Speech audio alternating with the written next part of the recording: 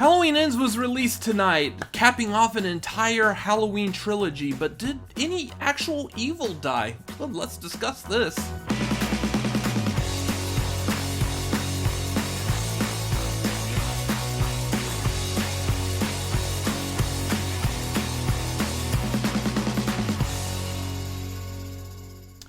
Welcome to the Cinefanatics. My name is Robert Adams, and I am here with you tonight to talk about Halloween Ends. It just came out tonight, and I am here to give you a brief non-spoiler review. That being said, before we get started, make sure you hit that like button, hit that subscribe button, and make sure you give me your thoughts and feelings down below in the comments. Now, I said this is going to be a spoiler-free review. I do feel like I'm going to touch upon a few bit of story elements, nothing too spoilery at all, but just some like small story beats. So if you don't want to hear that, this might not quite be the best review for you yet, but come back afterwards if you absolutely don't want to know anything about it.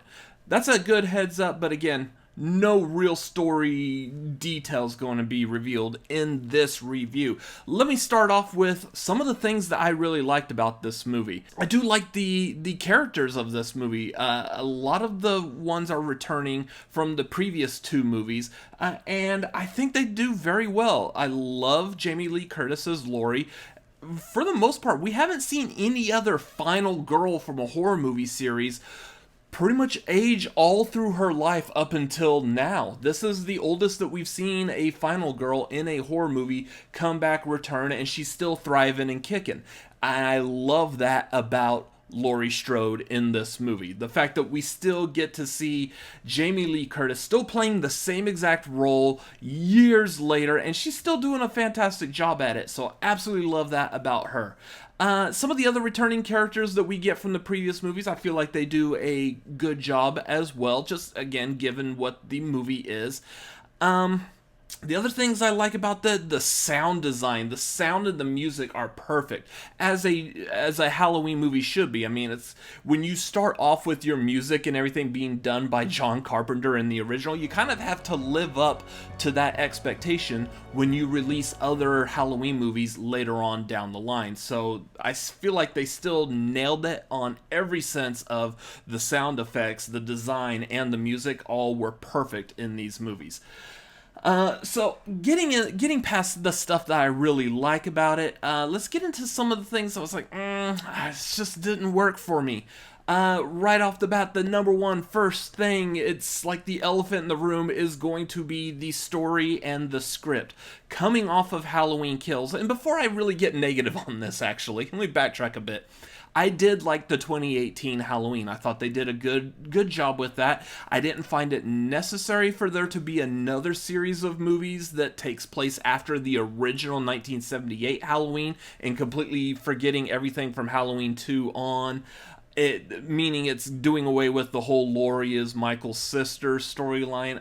I feel like that's like core to the root of the Halloween movies, and by doing away with that, I feel like you're losing a part of that emotion and feeling between Michael Myers and Laurie Strode. Without that, he's just another boogeyman that's just going after her without any real reason except for like, well, she escaped me back in 1978, so I still need to get her because I'm not done with my job until it's completed.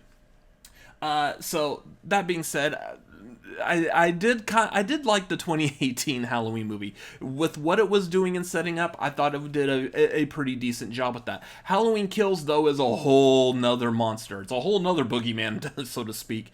I love the characters in it. So many of the characters that they did in that movie were fantastic, especially like your neighbors. I love like all the side characters that they created. Of course, they created them just to quickly get killed off, but they all had like personality, and you wanted to actually get to know them a little bit more. So I liked that about Halloween Kills.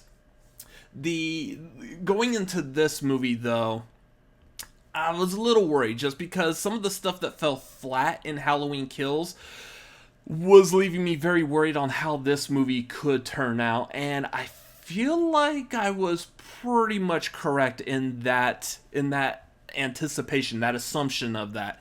There's a lot of like just the script and the story beats for this movie that are just, I feel like they fall really flat.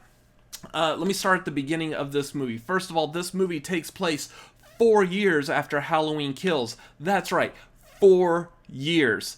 If we remember correctly, Halloween Kills with Michael, it ends. Halloween Kills. This is gonna get confusing, y'all.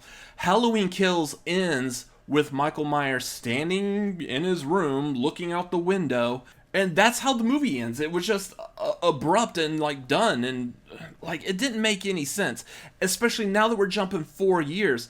And what really bugs me about that is Halloween Kills did something interesting with like the townspeople, getting all the town, they mobbed up basically, and they were all excited and they were all trying to do something. I can't.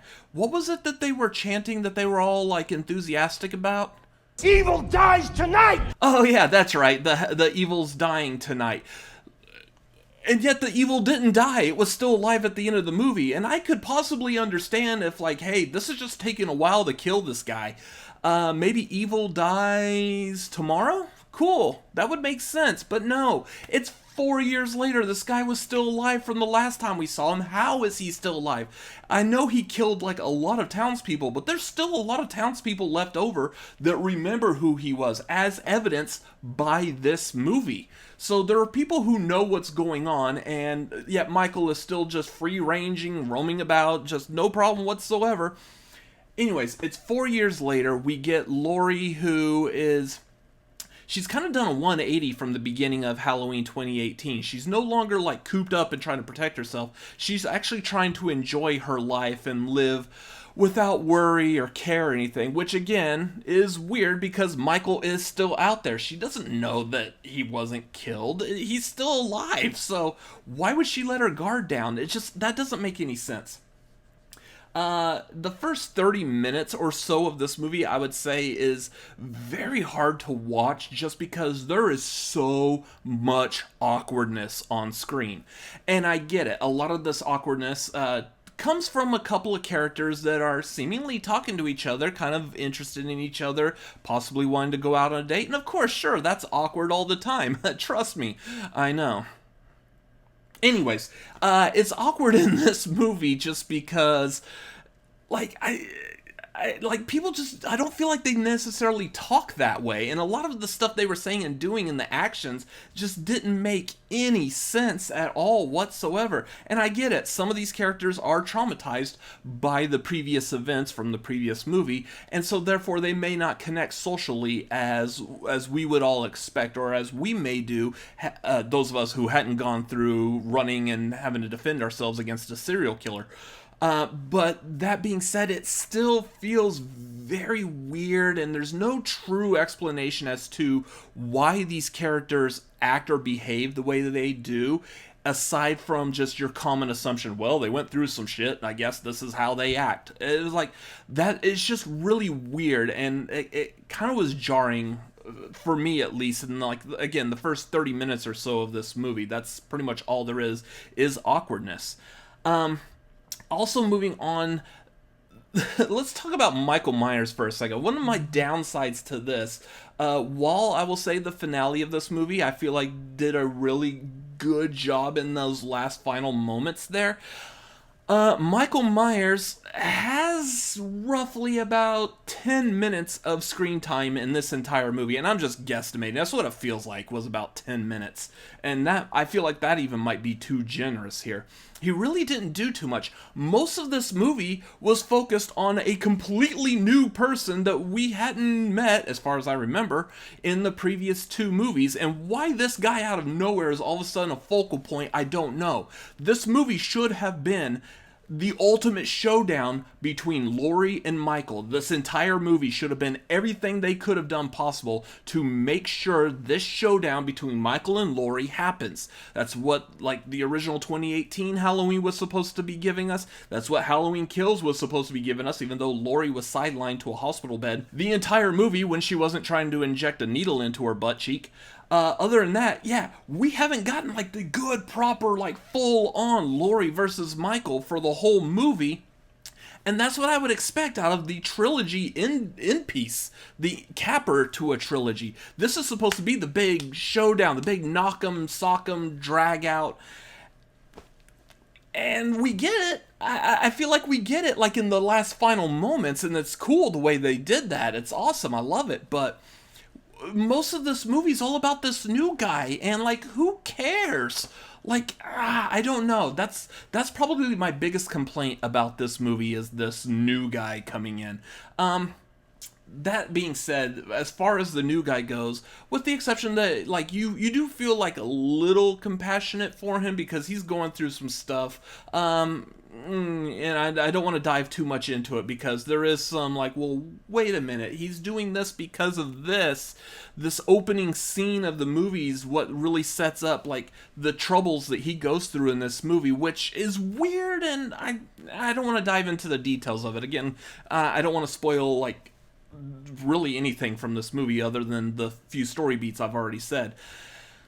I don't know. I feel like this is a letdown of not only just this movie, but of this specific trilogy. It started off, I felt pretty strong. Nice little startup there to it, but just, I don't feel like it nailed the landing on it. It could have been better. I don't know. This is not a movie that I would say that you would actually put in because you're in the mood to watch a scary horror movie, so you and your friends pop it in and let's watch something. No, this is a movie you're watching because you're at the end of the trilogy, you're a lover of Halloween and everything it brought to the horror franchise, or the horror industry, period. That's why you watch this. Otherwise, this is not like really a one and done. It's a very weird, awkward movie. As for the gore, I will come back and say some of the gore pieces were pretty good. I liked the little bit of gore that they did in this movie. I thought it was very well. Quick shots of some things, but like, I feel very, very pleasant that it was done. A lot of it looked like it was practical effects, which I absolutely love.